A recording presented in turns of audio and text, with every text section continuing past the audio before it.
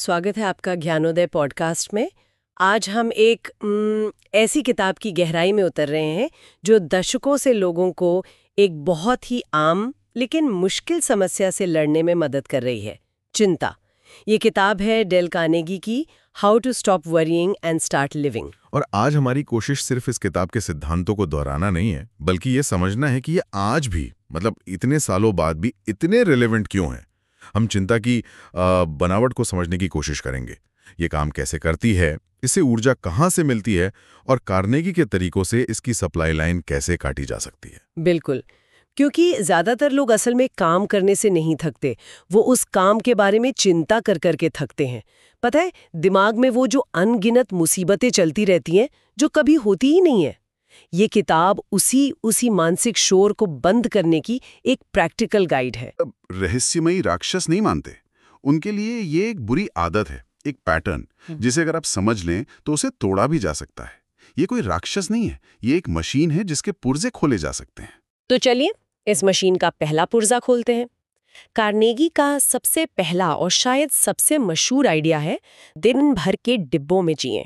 Live in day tight compartments. हाँ, इसका मतलब है कि कल के बोझ और आने वाले कल के डर को आज पर हावी मत होने दो। ये सुनने में बहुत अच्छा लगता है, लेकिन असल में करना लगभग नामुमकिन सा लगता है। खासकर जब कोई बड़ी डेडलाइन हो या कोई पारिवारिक समस्या चल रही हो, तब तो भविष्य का डर हावी होगा ही, है ना? सही बात है। तो क्या ये सलाह सिर्फ उन लोगों के लिए है जिनकी जिंदगी में सब ठीक चल रहा है, या इसका कोई गहरा मतलब है? यहीं पर देखो, इसका असली मतलब समझना जरूरी है। कार्नेगी का मतलब आंखें बंद करना नहीं है। उन्होंने एक जहाज का उदाहरण दिया है। एक अच्छा कप्तान जानता है कि जहाज में अगर कहीं छेद हो जाए तो सबसे पहले उस हिस्से को बाकी जहाज से सील कर दिया जाता है ताकि पानी पूरे जहाज में ना फैले। अच्छा, डे टाइट कंपार्टमेंट्स का मतलब भी यही है। अतीत का पछतावा एक सीलबंद डिब्बा है, भविष्य का डर दूसरा। उन्हें आज के डिब्बे में घुसने से रोकना है। ये एक तरह का डैमेज कंट्रोल है। मतलब ये पॉजिटिव थिंकिंग नहीं है, ये तो एक तरह की मानसिक इंजीनियरिंग है। आप अपनी अटेंशन को मैनेज कर रही हैं। जब ध्यान उन चीज़ों में बिखर जाता है जिन्हें आप कंट्रोल नहीं कर सकते, जैसे कि अतीत या भविष्य, तो चिंता को फैलने के लिए बहुत जगह मिल जाती है। बिल्कुल। और सिर्फ आज पर ध्यान लगाकर आप चिंता की ऑक्सीजन सप्लाई ही काट देते हैं। ये भविष्य की प्लानिंग के खिलाफ नहीं है, बल्कि भविष्य के बारे में चिंता करने के खिलाफ है। दोनों में बहुत बड़ा फर्क है। प्लानिंग शांत दिमाग से होती है, चिंता घबराहट में। ठीक है, तो आज में जीना चिंता को आने से रोकता है, पर क्या करें जब चिंता दरवाजा तोड़कर अंदर आ ही चुकी हो? क्या कार्नेगी के पास उस सिचुएशन के लिए कोई इमरजेंसी प्लान है? हाँ, और ये उनका जादुई फॉर्मूला कहलाता है, जो असल में आधुनिक कॉग्निटिव बिहेवियरल थेरेपी का एक बहुत शुरुआती रूप है। इसके 3 आसान कदम हैं। पहला, ईमानदारी से खुद से पूछें कि इस स्थिति में सबसे बुरा क्या हो सकता है। और यहाँ ईमानदारी बहुत जरूरी है। बढ़ा चढ़ाकर नहीं, बल्कि असल में सबसे बुरा नतीजा क्या होगा। नौकरी चली जाएगी, फेल हो जाएंगे, उसे साफ साफ डिफाइन करें। बिल्कुल। दूसरा कदम है उस सबसे बुरे परिणाम को मानसिक रूप से स्वीकार करने के लिए तैयार हो जाना कि अगर ऐसा हो भी गया तो मैं इसे संभाल लूंगा। ये हार मानना नहीं है, ये अपने डर का सामना करना है। और तीसरा कदम? तीसरा कदम है शांति से उस सबसे बुरे परिणाम को सुधारने में लग जाना। एक बार जब आप सबसे बुरे के लिए तैयार हो जाते हैं तो आपके पास खोने के लिए कुछ नहीं बचता है। सारी घबराहट खत्म हो जाती है और दिमाग समाधान खोजने में लग जाता है। ये इसलिए काम करता है क्योंकि चिंता अपरिभाषित दर पर पनपती है। जैसे ही आप डर को एक नाम और चेहरा दे देते हैं, वो अपनी शक्ति खो देता है। और ये सिर्फ मानसिक रूप से ही नहीं थकाता। कार्नेगी इस बात पर बहुत जोर देते हैं कि चिंता का असर हमारे शरीर पर कितना भयानक होता है।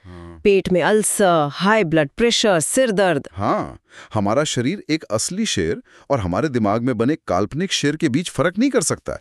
दोनों ही मामलों में वो फाइट या फ्लाइट मोड में चला जाता है। और अगर मन रोज डर की प्रैक्टिस कर रहा है तो शरीर को तो उसकी कीमत चुकानी ही पड़ेगी। ये हमें दूसरे हिस्से की तरफ ले जाता है कि चिंता की इस आदत को जड़ से तोड़ा कैसे जाए। और इसके लिए कार्नेगी का एक बहुत सीधा साधा नियम है, व्यस्त रहें। उनका मानना था कि एक व्यस्त दिमाग में चिंता के लिए कोई जगह ही नहीं होती। लेकिन आज की हसल कल्चर में ये सलाह थोड़ी खतरनाक नहीं लगती? क्या ये अपनी भावनाओं से भागने का एक तरीका नहीं बन सकता? बिल्कुल, ये एक बहुत बड़ा खतरा है और यहाँ बारीकी को समझना जरूरी है। कार्नेगी का मतलब प्रोडक्टिविटी के लिए व्यस्त रहना था, भावनाओं को दबाने के लिए नहीं। मतलब आप किसी सार्थक काम में व्यस्त हैं या सिर्फ खालीपन भरने के लिए शोर मचा रहे हैं। जब आपका दिमाग किसी समस्या को हल करने में लगा होता है तो उसके पास फालतू चिंता करने का समय नहीं होता। चिंता एक परजीवी की तरह है जिसे जिंदा रहने के लिए खाली और दिशाहीन समय चाहिए। और एक और आदत है जिसे हम सब रोजाना पालते हैं, छोटी छोटी बातों को अपनी जिंदगी में जहर बनने देना। किसी ने मैसेज का जवाब नहीं दिया, किसी सहकर्मी ने अजीब तरह से देखा, ये वो मच्छर हैं जिन्हें हम अपने दिमाग में डायनासोर बना लेते हैं। हाँ, और कार्नेगी कहते हैं कि जीवन इतना छोटा है कि इसे तुच्छ बातों पर बर्बाद नहीं किया जा सकता। इसी से जुड़ा उनका एक और सिद्धांत है, जो अपरिहार्य है उसके साथ सहयोग करें। मतलब जो चीजें आप बदल नहीं सकते उनसे लड़ना बंद कर दें। जैसे कि बारिश हो रही है और आप बाहर जाना चाहती हैं, आप या तो खिड़की से कोसती रह सकती हैं या फिर छाता उठा के बाहर निकल सकती हैं। बारिश तो नहीं रुकेगी। बिल्कुल।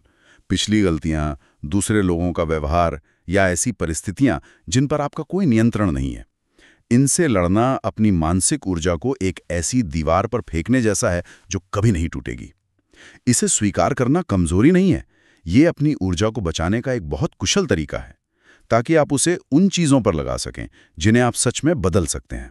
यहाँ ज्ञानोदय पॉडकास्ट में हम प्रैक्टिकल तरीकों पर जोर देते हैं और ये अगला तरीका बहुत शक्तिशाली है। अपनी चिंताओं पर एक स्टॉप लॉस ऑर्डर लगाएं। ये शेयर बाजार का कॉन्सेप्ट है ना? हाँ, जैसे एक ट्रेडर पहले से तय कर लेता है कि वो किसी शेयर में एक सीमा से ज्यादा नुकसान नहीं उठाएगा, वैसे ही हमें अपनी चिंताओं के लिए एक सीमा तय करनी चाहिए। मतलब खुद से ये कहना कि मैं इस घटना के बारे में दुखी हूँ, लेकिन मैं इस पर 1 घंटे से ज्यादा चिंता करके अपना दिन बर्बाद नहीं करूंगी। हाँ, अपने विचारों को एक अनुशासित सीमा में रखना। और ये कार्नेगी के एक और मजेदार सिद्धांत से जुड़ता है, बुरादे को दोबारा काटने की कोशिश ना करें। Don't try to saw sawdust. हाँ, जो लकड़ी कट चुकी है वो बुरादा है, आप उसे फिर से नहीं काट सकते। इसी तरह जो फैसला हो चुका है या जो घटना बीत चुकी है उस पर बार बार सोचते रहना अपनी मानसिक आरी को बुरादे पर चलाने जैसा है। इससे सिर्फ ऊर्जा बर्बाद होती, कुछ हासिल नहीं होता। ये सब हमें तीसरे और सबसे गहरे हिस्से की ओर ले जाता है। ये सिर्फ तकनीकों के बारे में नहीं है, बल्कि अपने मन के नजरिए को, अपने देखने के तरीके को ही बदलने के बारे में है। बिल्कुल। कार्नेगी कहते हैं कि हमारा नजरिया हमारे दिमाग का ऑपरेटिंग सिस्टम है और इसे अपडेट किया जा सकता है।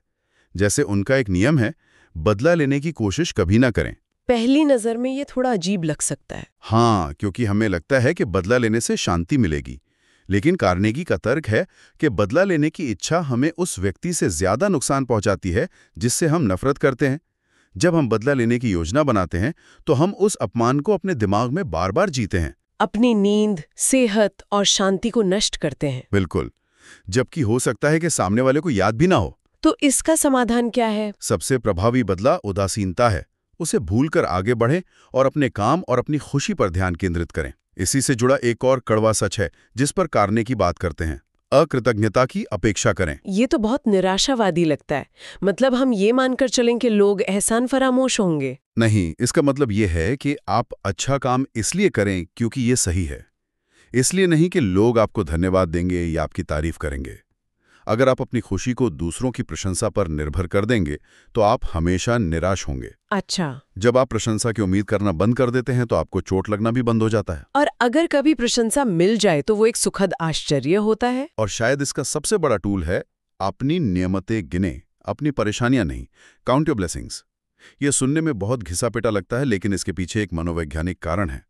हमारा दिमाग स्वाभाविक रूप से खतरों और समस्याओं पर ध्यान केंद्रित करने के लिए बना है। ये एक सर्वाइवल मैकेनिज्म है। बिल्कुल। इसलिए हमें जानबूझकर, मतलब कॉन्शियसली, उन चीजों पर ध्यान केंद्रित करना पड़ता है जो हमारी जिंदगी में अच्छी चल रही हैं। ये दिमाग की डिफॉल्ट नेगेटिव सेटिंग को बैलेंस करने जैसा है। कार्नेगी कहते हैं कि हमारे 90% काम सही होते हैं और 10% गलत, लेकिन हम अपना 100% ध्यान उन 10% पर लगाते हैं। और अंत में एक ऐसा नियम जो आज सोशल मीडिया के दौर में शायद सबसे ज्यादा जरूरी है, दूसरों की नकल ना करें, खुद को खोजें और खुद बने। तुलना चिंता का सीधा प्रवेश द्वार है। जब आप दूसरों की हाईलाइट रील से अपने जीवन के बिहाइंड द सीन्स की तुलना करते हैं तो आप हमेशा खुद को कम महसूस करेंगे। कार्नेगी कहते हैं कि ईर्ष्या अज्ञानता है और नकल आत्महत्या। आपका रास्ता, आपकी ताकतें आपकी कमजोरियां सब अनोखी हैं। ये किसी और के नक्शे से मेल नहीं कर सकता। तो इस सब का निचोड़ क्या है? अगर हमें इस पूरी चर्चा को एक लाइन में समेटना हो तो वो क्या होगी? कार्नेगी का पूरा संदेश एक कटु सत्य में सिमट जाता है। चिंता कोई बाहर से आने वाली ताकत नहीं है। ये एक आदत है जिसे हम खुद पालते हैं, अपनी हिचकिचाहट से, अपने डर से, अपने कल्पनाओं से और काम को टालने की आदत से। तो इसका समाधान भी हमारे ही अंदर है। ये कोई बहुत गहरी फिलॉसफी नहीं बल्कि बहुत ही सरल मैकेनिक्स है। आज पर ध्यान केंद्रित करो, समस्या का विश्लेषण करो, फैसला लो और उस पर काम करो। जो बदल नहीं सकते उसे स्वीकार करो और खुद को किसी सार्थक काम में व्यस्त रखो। बिल्कुल। किताब में एक बहुत शक्तिशाली लाइन है, आप उसी क्षण चिंता करना बंद कर देते हैं जब आप असुविधा से डरना बंद कर देते हैं। चिंता अक्सर उस काम को करने से बचने का तरीका है जो हमें मुश्किल या असुविधाजनक लगता है। तो यहाँ हमारे श्रोताओं के लिए सोचने वाली एक बात हो सकती है, वो कौन सा एक छोटा असुविधाजनक काम है जिसे करने के बारे में सिर्फ चिंता करने के बजाय आज किया जा सकता है। शायद वही एक कदम चिंता के इस चक्र को तोड़ने की शुरुआत हो। अगर आपको ये ज्ञानोदय पॉडकास्ट अच्छा लगा हो तो इसे लाइक, शेयर और सब्सक्राइब जरूर करें। कमेंट में बताइए कि इस पॉडकास्ट का कौन सा हिस्सा आपको सबसे अच्छा लगा। और हमें ये भी बताइए कि आप किस किताब या किस विषय पर अगला पॉडकास्ट सुनना चाहेंगे।